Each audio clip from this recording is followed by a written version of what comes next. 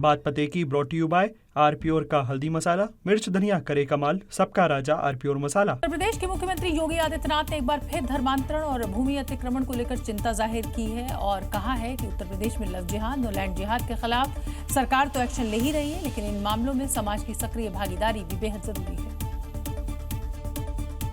हमने 2020 में उत्तर प्रदेश के अंदर इसके लिए सख्त कानून बनाया, तब भी इसके लिए व्यापक जन जागरूकता किए जाने की आवश्यकता है। जो भगवान राम ने आखिर खर दूषण क्या कर रहे थे, मारीच और सुबाहु क्या कर रहे थे, वे भी सब यहां लैंड जिहाद के ही अभियान के साथ जुड़े हुए थे। जबरन कब्जा कर लेना,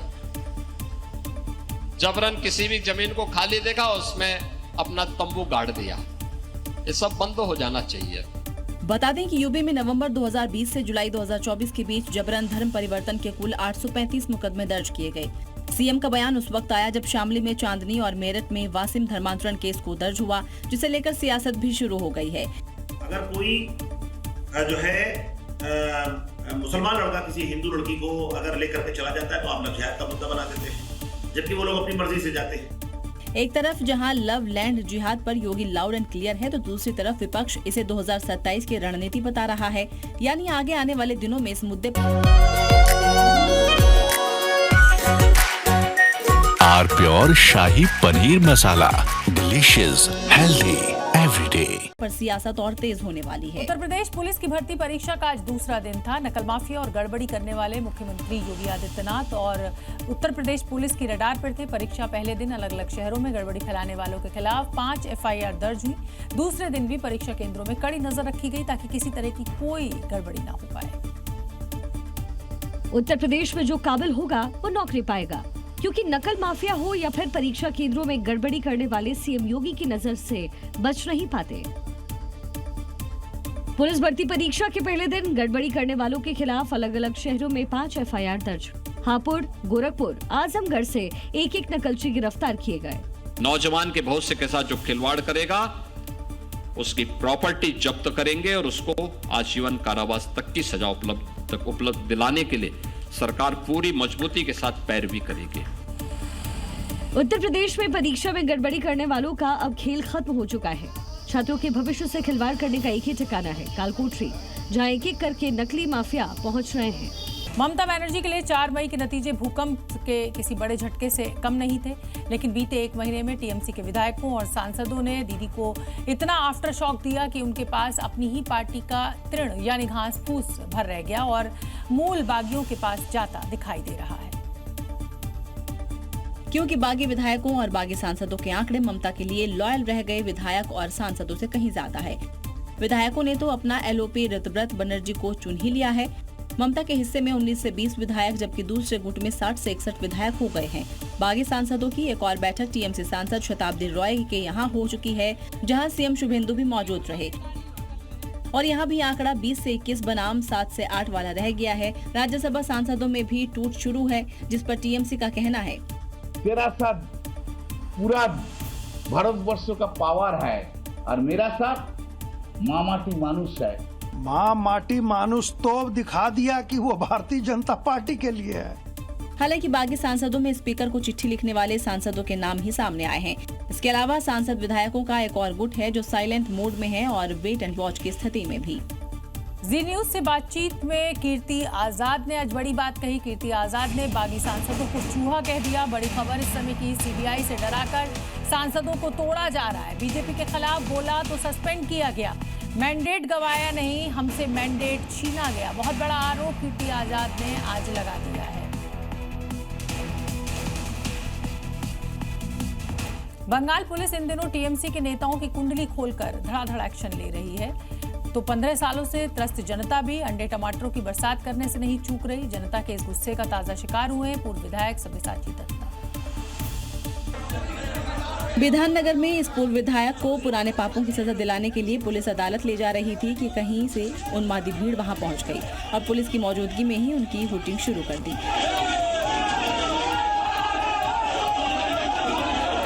पहले तो अंडों की बरसात कर दी, फिर टमाटर और गोबर भी फेंकना शुरू कर दिया। दत्ता को इसका आभास तो पहले से ही था। वो खुद को बचाते हुए तेजी से गाड़ी में जा बैठे। इस आपाधापी में कई पुलिस वालों पर भी अंडे पड़ गए। सड़क पर पड़े अंडे और टमाटर गवाही दे रहे थे। इस गुस्से की जिसे बीते दिनों भी हो चुका है। टीएमसी इसे बीजेपी की राजनीतिक प्रतिशोध वाली साजिश बता रही है तो बीजेपी जनता का गुस्सा। तो जो जैसा कर्म किया है उसका वही परिणति है। अब सच्चाई क्या है ये तो बीजेपी ही जाने, लेकिन टीएमसी के नेता इन अंडों को देखते ही कांप जा रहे हैं। बिहार में एमएलसी चुनाव के नामांकन के आखिरी दिन आरजेडी में सियासी हलचल देखने को मिली, जब पार्टी के कद्दावर नेता और पूर्व मंत्री शिवचंद्र राम टिकट न मिलने से नाराज होकर इस्तीफा देते नजर आए और पार्टी आलाकमान पर गंभीर आरोप भी लगाए, फूट फूट कर रोने भी लगे कि ऐसी जिंदगी भगवान नहीं करे कि किसी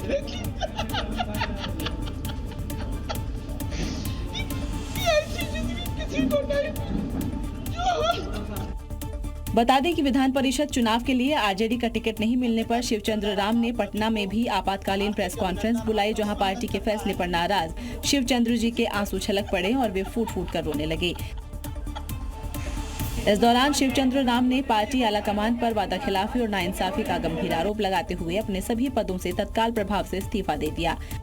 हालांकि आरजेडी पार्टी अध्यक्ष लालू प्रसाद यादव ने शिवचंद्र राम का इस्तीफा नामंजूर कर दिया है। फिलहाल पार्टी में बने रहेंगे।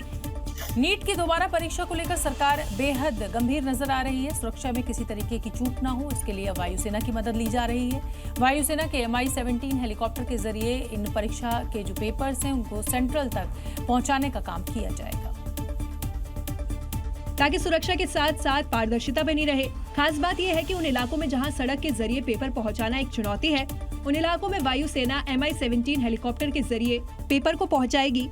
वायुसेना की मदद लेने के पीछे सरकार की मंशा साफ है। पेपर को सही समय पर पूरी गोपनीयता के साथ परीक्षा सेंटर तक पहुंचाना है।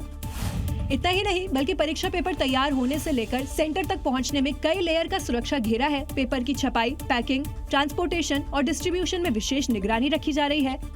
वहीं इस दौरान धर्मेंद्र प्रधान ने NTA ऑफिस का दौरा किया।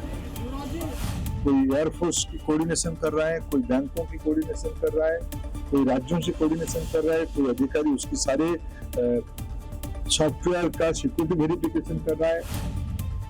अब देश भर के लाखों मेडिकल छात्रों की नजर 21 जून पर टिकी है।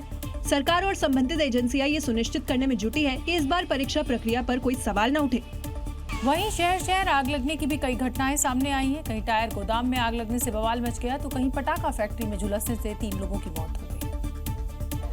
और ये 4 तस्वीरें आपकी इस बात की गवाही दे रहा है, जयपुर, बुलंदशहर, पीलीभीत हो या फिर ठाणे, जगह जगह अलग लेकिन आग का तांडव एक जैसा। सबसे पहले बात महाराष्ट्र के ठाणे की, जहां एक टायर वेयर हाउस में आग लगने की वजह से पूरे इलाके में धुएं का गुबार नजर आया। आग की लपटें मानो पूरे इलाके को तबाह करने में आमादा हो। वहीं यूपी के पीलीभीत में एक जूता चप्पल की गोदाम के ऊपर बने मकान में भीषण आग लग गई। परिवार ने भागकर किसी तरह अपनी जान बचाई। आग दूसरी मंजिल तक ना पहुंचे, इसके लिए जूता चप्पल को गोदाम से माल नीचे फेंकना शुरू कर दिया। कड़ी मशक्कत के बाद आग पर काबू पाया गया। ऐसे ही जयपुर में पटाखा फैक्ट्री में आग लगने से 3 लोगों की मौत हो गई, जबकि 5 मजदूर गंभीर रूप से घायल हो गए। डॉक्टर्स के मुताबिक ये लोग भी 90% से ज्यादा झुलस गए हैं। वहीं यूपी के बुलंदशहर में बिजली की तार में स्पार्किंग की वजह से अचानक आग लग गई। भीषण गर्मी के चलते तारों पर ज्यादा लोड बढ़ने की वजह से यह हादसा हुआ। उत्तर प्रदेश में बेटियों के साथ छेड़छाड़ करने वाले दरिंदों का उत्तर प्रदेश पुलिस जो है वो इलाज करती है। लखनऊ, झांसी या फिर अमरोहा लड़कियों के साथ दुष्कर्म करने वालों को यूपी पुलिस सबक सिखाने में देरी नहीं करती। और ऐसी ही एक तस्वीर हमें लखनऊ से मिली है, जहां सिपाही भर्ती परीक्षा के लिए जा रही लड़कियों से दुष्कर्म की कोशिश की गई। फिर क्या था? बदमाश ऑटो ड्राइवर को योगी की पुलिस ने पाताल से भी ढूंढ निकाला, क्योंकि बदमाश ने योगी की चेतावनी को नजरअंदाज किया। बेटी के साथ छेड़छाड़ करके उसके इज्जत के साथ खिलवाड़ करने का दुस्साहस किया तो हम मान करके चले कि फिर सरकार उसको छोड़ेगी नहीं, वो पाताल में भी छुप जाएगा, वहां से भी उसको निकाल बाहर ला देगी। दरअसल सिपाही भर्ती परीक्षा के लिए रायबरेली जा रही छात्रों के साथ ऑटो वाले ने दुष्कर्म की कोशिश की। उन्हें सुनसान जगह ले गया, उनके साथ छेड़खानी करने का और मारपीट किया। लड़कियों द्वारा शोर मचाने पर वो छोड़ करके भाग गया। जिसके बाद पुलिस ने कार्रवाई करते हुए आरोपी ऑटो ड्राइवर को पकड़ लिया और उससे पीतल वाली गर्मी दी। ऐसी 2 और तस्वीर झांसी और अमरोहा से आई। झांसी में नाबालिग से दुष्कर्म करने वाले आरोपी को पुलिस ने मुठभेड़ के बाद गिरफ्तार किया, तो वहीं अमरोहा में 8 साल की दलित बच्ची से दुष्कर्म के मामले में पुलिस ने आरोपी फरमान को 4 घंटे में सबक सिखाया, साथ ही उसके घर पर बुलडोजर कार्रवाई भी की। उत्तर प्रदेश में दुष्कर्म के आरोपियों को पुलिस सबक सिखाने में देरी नहीं करती। उत्तर प्रदेश की योगी सरकार में माफियाओं और उनके गैंग पर पुलिस का शिकंजा कसता जा रहा है। कभी पूरे पूर्वांचल में खौफ का दूसरा नाम रहे अंडरवर्ल्ड डॉन जफर सुफारी और माफिया खान मुबारक के परिवार के सदस्यों को पुलिस ने चोरी के एक मामले में गिरफ्तार किया है। पुलिस की गिरफ्त में माफिया जफर सुपारी के परिवार के वो लोग हैं जिन्हें पुलिस ने लाखों के गहने चोरी के मामले में गिरफ्तार किया है। पुलिस ने जफर और खान मुबारक की बहन भांजी और भांजे के पास से 43 लाख के जेवर और 1 लाख कैश बरामद किया। जिन माफियाओं की कभी यूपी में दहशत रहती थी, अंडरवर्ल्ड डॉन जफर सुपारी और खान मुबारक जैसे लोग खौफ का दूसरा नाम बन चुके थे। योगी सरकार में ऐसे माफियाओं का साम्राज्य मिट्टी में मिल चुका है। इनके परिवार के लोग अब चोरी जैसे मामलों में गिरफ्तार हो रहे हैं। माफिया प्रवृत्ति को पूरी तरह समाप्त करेंगे। आज उत्तर प्रदेश माफिया मुक्त है, गुंडा मुक्त है, कर्फ्यू मुक्त है। दरअसल पुलिस जब अयोध्या में चोरी की तफ्तीश कर रही थी तो कड़ियां माफिया जफर और खान मुबारक के घर से जाकर जुड़ी। पुलिस ने मकोया गांव में छापेमारी कर इन चोरों को गिरफ्तार और चोरी के गहने भी बरामद कर लिए। उत्तर प्रदेश के कानपुर से पुलिस ने फर्जी डिग्री बनाने वाले एक रैकेट का पर्दाफाश किया है, जो देश विदेश की हर यूनिवर्सिटी की फर्जी डिग्री और मार्कशीट बनाकर बेचता था। और हैरान करने वाली बात तो ये है कि इस गिरोह का सरगना विदेश से ये नेटवर्क चला रहा था। पुलिस की गिरफ्त में नजर आ रहा ये व्यक्ति है जियाउल हसन उर्फ समीर उर्फ अतीक, जो लंदन में बैठकर कानपुर और दूसरे शहर में बैठे अपने गुर्गों की मदद से गिरोह चला रहा था। पुलिस को लंबे समय से इसकी शिकायत मिल रही थी और जैसे ही पुलिस को इसका सुराग मिला, पुलिस छापा मारने के लिए यहाँ पहुंची। उसके होश उड़ गए। उनके पास देश और विदेश की हर यूनिवर्सिटी की ब्लैंक डिग्रियां मौजूद थी। इसके साथ ही 2 laptop, colour printer, desktop computer, 3 hard disk, wifi router, अन्य स्टेशनरी, विभिन्न विश्वविद्यालय के 141 मुहर, 3D मोनोग्राफ डॉक्यूमेंट्स यहाँ पर बरामद किए गए। यहाँ पर फर्जी मार्कशीट का बनाने का पूरा रैकेट चला रहे थे और पूरे देश के अलग अलग शहरों में कुरियर के माध्यम से मार्कशीट सर्टिफिकेट्स भेजने का काम कर रहे थे। पुलिस इस बात से भी हैरान है कि गिरोह के कई गुर्गे 5वीं और 8वीं पास है। हरियाणा पुलिस ने अब बदमाशों को सबक सिखाने के लिए एक नया मॉडल लॉन्च किया है, जिसका नाम है GBL मॉडल। और इसके तहत बदमाशों और गुंडों को गंजा कर दिया जा रहा है। बनियान में इलाके में जुलूस भी निकाला जा रहा है।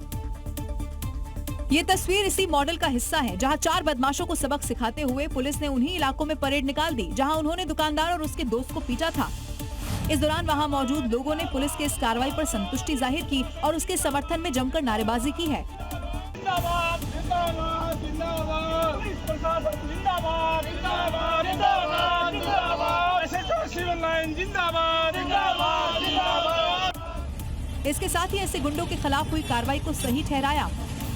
सबक सही सिखाया। हाँ जी, बहुत बढ़िया जी, बहुत बढ़िया काम किया जी आप लोगों ने जी, बहुत बढ़िया काम किया जी। दरअसल यहाँ मामूली विवाद में 4 बदमाशों ने दुकानदार और उसके दोस्त की जमकर पिटाई कर दी थी, जिसके बाद बवाल मच गया और कुछ ही घंटों में पुलिस ने कार्रवाई करते हुए सभी आरोपियों को पकड़ लिया और उनकी परेड निकाल दी। गुंडागर्दी मुर्दाबाद, मुर्दाबाद, मुर्दाबाद। पुलिस ने उन्हीं इलाकों में जुलूस निकाला जहाँ आरोपी ने गुंडागर्दी की थी। जहां एक तरफ दिल्ली, राजस्थान में एक बार फिर गर्मी की वजह से लोगों की दिक्कतें बढ़ गई हैं, तो उत्तर प्रदेश और बिहार के कई हिस्सों में मौत वाली आंधी चली और इस वजह से बिहार के सीतामढ़ी में 5 लोगों की जान भी चली गई। जबकि यूपी में पेड़ गिरने से एक बुजुर्ग की जान चली गई। ये तस्वीर यूपी के उन्नाव की है, जहां तेज आंधी और तूफान ने ऐसी तबाही मचाई कि यहां एक शख्स की मौत हो गई। तूफान की वजह से साइन बोर्ड सड़क पर गिर गया, जिस वजह से सड़कें जाम हो गई। कई घंटों तक बिजली पूरी तरीके से ठप पड़ गई। इस दौरान आंधी तूफान की वजह से ट्रेनों की रफ्तार भी रुकी। तूफान की वजह से पेड़ की टहनी रेलवे लाइन में जा गिरी, जिस वजह से कई घंटों तक ट्रेन ट्रैक पर ही खड़ी रही, जिस वजह से पेपर देने जा रहे छात्र और उसके परिजन परेशान रहे। वहीं बिहार के सीतामढ़ी में भी ऐसी ही स्थिति दिखी, जहां तेज बारिश और आंधी की वजह से एक पेड़ गिरने से 5 लोगों की मौत हो गई। ऐसे ही वाल्मीकि नगर में भी आंधी तूफान ने जमकर कहर मचाया। तूफान में कई घरों के छप्पर उड़ गए। 2 दर्जनों की संख्या में सड़क पर पेड़ गिरने से घंटों तक जाम की स्थिति रही। शामली के बाद उत्तर प्रदेश में एक और धर्मांतरण का मामला सामने आया है, जहां मेरठ की रहने वाली एक हिंदू मॉडल को वासिल खान नाम के एक शख्स ने शादी का झांसा देकर 10 सालों तक मानसिक रूप से प्रताड़ित किया और फिर धर्म बदलने का दबाव बनाया। कुछ दिन पहले शामली की चांदनी कुरैशी ने आयुष को रहमान बनाया था, तो वहीं मेरठ के वासिल खान ने हिंदू मॉडल को शादी के लिए धर्म परिवर्तन का दबाव बनाया। पीड़ित मॉडल के मुताबिक 10 साल पहले वो मॉडलिंग के लिए दिल्ली और बाद में मुंबई गई थी। अब इसी दौरान वासिल ने उससे नजदीकियां बढ़ाई और शादी का झांसा देकर 10 साल तक शारीरिक संबंध बनाया। इस दौरान उसे 3 बार अबॉर्शन करवाया, 60 लाख रुपए की ठगी की और धर्म परिवर्तन का दबाव भी बनाया गया। और जब युवती ने इनकार कर दिया तो उसे छोड़ दिया। उसने मुझसे शादी ना करने का कारण यही था कि मैं वो चाहता था कि मैं धर्म परिवर्तन करूं अपना, और मैंने मना कर दिया, मैं धर्म परिवर्तन नहीं करूंगी। तो उसने उसको लगा कि ये तो नहीं करती, इसलिए उसने अपने मजहब में अपनी बरादरी में शादी कर ली अपनी लड़की से। फिलहाल पुलिस ने पीड़ित मॉडल की शिकायत पर वासिल खान के खिलाफ केस दर्ज कर लिया है और इस पूरे मामले की तफ्तीश शुरू कर दी है। राजस्थान के बीकानेर में पीबीएम अस्पताल में सिजेरियन डिलीवरी के बाद 6 महिलाओं की किडनी फेल होने का मामला सामने आया है, जिसके बाद राजस्थान में स्वास्थ्य सेवाओं को लेकर भी गंभीर सवाल खड़े हो रहे हैं। क्योंकि जिन महिलाओं की डिलीवरी हुई उनके परिजनों का कहना है कि अस्पताल में आने के बाद ही महिलाओं को समस्या हुई। हम चाहते हैं कि वो इंजेक्शन लगा रहे हैं, नहीं वो इंजेक्शन चेक करो किस चीज के वो इंजेक्शन है, जिससे कई औरतें वो खत्म हो गई, कुछ पागल हो गई। पहले सही थी, पहले बिल्कुल सही थी, कुछ भी नहीं रहे, हलाने के बाद ये सब हुआ है। लेकिन डॉक्टर का कहना है कि वो ध्यान रख रहे हैं। जो भी कारण लगा उस कारण को दूर करके हमारे पेशेंट को मैनेज किया है अच्छी तरह से, और हमारे डॉक्टर्स पूरा ध्यान रख रहे हैं और आईसीयू में एडमिट कर लिया पेशेंट्स को, ताकि किसी भी पेशेंट की जनहानि नहीं हो। लेकिन एक साथ 6 महिलाओं की किडनी फेल होना, वो भी सिजेरियन डिलीवरी के बाद, सवाल तो खड़े होते हैं।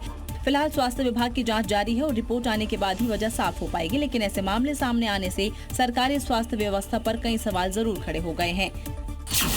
डॉक्टरों की लापरवाही थी? क्या ओटी में इन्फेक्शन का खतरा था? क्या दवाइयां और इंजेक्शन में गड़बड़ी की गई? और लापरवाही का जिम्मेदार आखिर कौन है? राजधानी लखनऊ में पुलिस ने फेक करेंसी चलाने वाले एक गैंग का भंडाफोड़ किया है। पुलिस ने गैंग के 3 सदस्यों को गिरफ्तार कर लिया है और इनके पास से 14 लाख रुपए के नकली नोट बरामद किए गए हैं। पुलिस की गिरफ्त में आए ये नकली नोट चलाने वाले गैंग के वो मोहरे हैं जिन्हें मंजीत प्रधान नाम का शख्स ऑर्डर देता था। वहीं इस पूरे गैंग का सरगना बताया जा रहा है। ये एक मंजीत प्रधान गांव सिंगापुर में, जिसको मंजीत प्रधान कहते हैं ये लोग, आजमगढ़ का ही रहने वाला है। ये उनसे प्राप्त करते थे और आगे जाके दूसरे लोगों को देते थे। ये करीब 5 लाख का सामान जैसे 15 लाख में नकली नोट दे देते थे। ऐसा बताया गया है कि मंजीत प्रधान ये कुछ पेपर मंगा के घर पे ही प्रिंट करता था। पुलिस ने इन आरोपियों के पास से 14 लाख रुपए की नकली करेंसी बरामद की है। बरामद नोटों में 500 और 100 रुपए के नोट है। पकड़े गए ये आरोपी बैंक में लोन दिलवाने का काम करते थे। इन्होंने पुलिस को बताया कि मंजीत प्रधान नाम का एक शख्स उन्हें ऑर्डर देता था। फिलहाल पुलिस पता लगा रही है कि लखनऊ में ये किसे नकली नोट देने आए थे और ये गैंग अब तक कितनी नकली करेंसी बाजार में खपा चुके हैं। उत्तर प्रदेश में अपराधियों पर जीरो टॉलरेंस नीति के तहत काम चल रहा है। शहर शहर अपराधियों के खिलाफ लगातार एक्शन भी देखने को मिल रहा है। वहीं इस कड़ी में कानपुर की पुलिस ने सबसे बड़ी कार्रवाई की है और इस कार्रवाई के तहत पिछले 48 घंटों में 230 से अधिक वारंटी अपराधियों को गिरफ्तार किया गया। पुलिस ने अपराधियों के खिलाफ अभियान चलाते हुए 230 से ज्यादा वारंटी दबोचा है, उन्हें कोर्ट में पेश किया है। तो वहीं इस अभियान के दौरान पिछले 2 महीनों में वारंटों की जांच में पाया गया कि इस दौरान तकरीबन 75 अपराधियों की मौत हो गई है। इस बारे में भी कोर्ट को सूचना दी गई। ये अभियान निरंतर समय समय पे चलाया जा रहा है, जिससे कि जो वारंटी अभियुक्त हैं उनकी गिरफ्तारी होकर अपने अपने मुकदमों में वो माननीय न्यायालय के समक्ष प्रस्तुत हों। दरअसल इस कार्रवाई से पुलिस को क्राइम पर काबू करने में मदद मिलती है, साथ ही अपराधियों पर भी नजर रहती है। मीठा या नमकीन, चाहे जैसे खाओ, 100% सूजी से बनी आर प्योर वर्मिसेली, स्वादिष्ट, सेहतमंद हर रोज।